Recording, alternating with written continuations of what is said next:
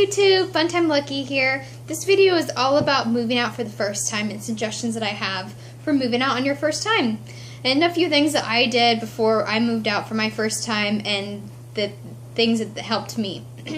So one thing that I did before I moved out for my first time is I prepped for moving. I prepped like, I don't know, I think I started prepping like 6 years in advance for my move for when I was in college and I was moving out for the first time. So that was, that's when I started first buying things, and that was really too far in advance. So one thing that I should have done was just saved money instead, which I did, of course. I worked and I saved money. But I started to buy things maybe that were on sale, so I just wanted to be like super organized and super ready to move out for the first time. So that's one thing that I would recommend is save as much money as you can.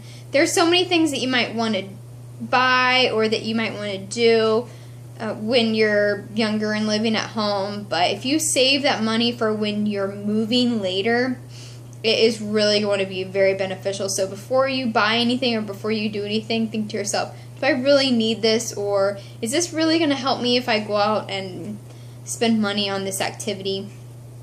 So think about that when you're living at home for future purposes. So one way that I saved money was I had a savings account, I had a checking account, I had mutual funds, and I had, I think I just had one credit card. So it was really great to have credit built up before you move out, because a lot of places check your credit, and if you don't have any, then you lessen your chance of being able to move out and possibly buying your own vehicle and all of that. So if you can have somebody co-sign for you to get a credit card, and just use it for something like gas or something that you buy all the time. Maybe you can buy groceries on that and then, you know, have somebody reimburse you if you aren't really working that often, just to kind of build up your credit, you know. So when you buy a credit card when you're young, you want to use the credit card and then pay it off at the end of the month.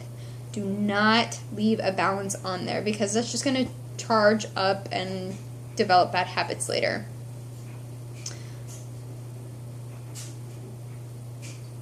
So saving money and having credit established is really important. So a few things that you want before you move out. You don't want to move out and then have to buy everything. You do want to plan a little bit, plan in advance. And some really great ways to plan in advance are get things on sale, such as Black Friday, or you know, just watch for sales. New Year's Eve, and then all through January, companies have really great sales on things. So I had bought, I knew like when I was going to be moving out to this new apartment, I knew the date and everything. So I had bought a bed beforehand, and I had the delivery date set out to when I was going to be moving. So I had actually bought my bed, I think like 6 months in advance, and I bought it then because I'd gotten a really good deal on it. And they just delivered it to my new place. So that was really nice. It was something that I really benefited from. Another time, I had I had to return my first bed because there was some things wrong with it, and I just decided to go with another company. So I had bought a bed, and it came in a box. I had bought an angel bed, so that was really nice. They told me it was going to come in a box. And so then I have moved it that way. So that was, you know, awesome. Most beds do not come in a box like that, I'll tell you that. So those are some great things. You can buy used beds if you want, you know, but if you can afford a brand new one, or you get a really good deal on one, do your research, buy a really nice bed, because sleep is everything. You get a good night's sleep, you can function a lot better. Let's see, so buying things in advance. A few things that you want to buy in advance, if you can, is a really nice set of silverware. Buying like a whole set of silverware is really nice and just really great to have. You know, if you're male or female, if you entertain or if you don't. You know, I know a lot of friends that I had, they just bought like a few pieces of silverware and they had to wash them all the time. And I thought, gosh, that must be so annoying to have to do that.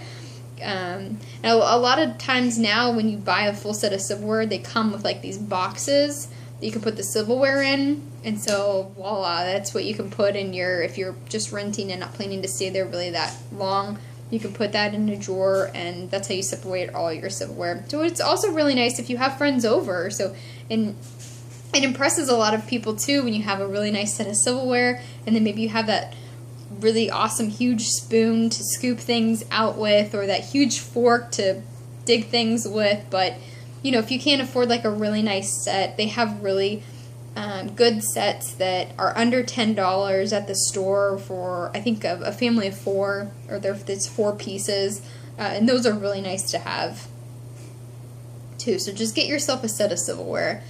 Get yourself some things to cook with also.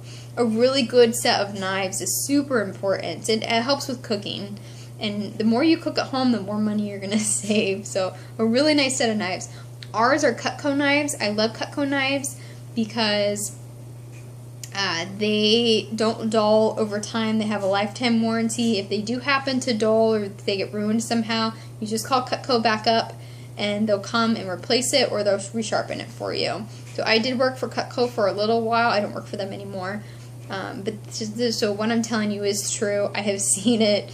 And I've never had problems with mine. I've had mine set for over 10 years now, and I've never had to have them sharpened, and we use them all the time, and they've never broken or anything like that. So it was well worth the investment of what I paid for them. So it's something to think about investing in. And Cutco, you can find them, just search Cutco on the internet, and you can call somebody or email somebody, and they'll set up an appointment and come to your house, or you can meet them at the office as well. Let's see. There are also really great other brands of knives out there that you can look at. Cutco is just the one I have, so that's the one I love. Let's see here. So, some other really great things to have are pots and pans. If you can afford a full set of pots and pans, buy them.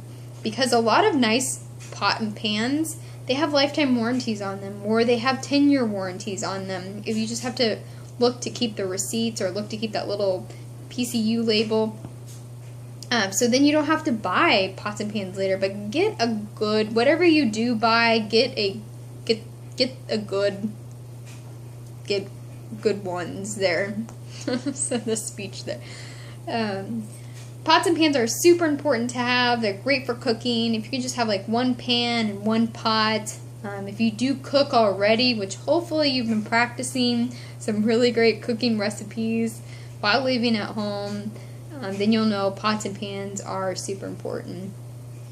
Cooking utensils are super important to have when you're moving out. So you can get these things on sale. Shop around, before you move. That way you're not spending a ton of money.